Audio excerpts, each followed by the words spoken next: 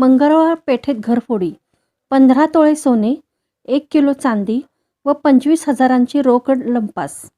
वर्दळीच्या भागात धाडसी चोरी, टेरेसवरून घरात घुसून ऐवज लंपास.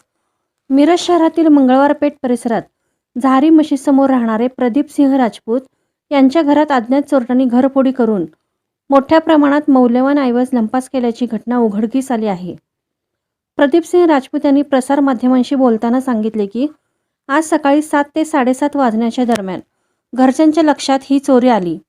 चोरट्यांनी घरातील कपाटे उघडून सुमारे 15 तोळे सोन्याचे दागिने, 1 किलो चांदी तसेच अंदाजे 25 ते 40,000 रुपये रोख रक्कम असा ऐवज चोरून नेला आहे. सदर चोरी राजपूत कुटुंबीय सध्या वास्तव्यास नसल्याचा फायदा घेत अज्ञात चोरट्यांनी केली असल्याचा प्राथमिक संशय व्यक्त होत आहे. घटनेची माहिती मिळताच संबंधितांनी तात्काळ मिरज शहर पोलीस ठाण्यात तक्रार दाखल केली. तक्रारीनंतर पोलिसांनी घटनास्थळी भेट देत पंचनामा केला असून पुढील तपास सुरू आहे.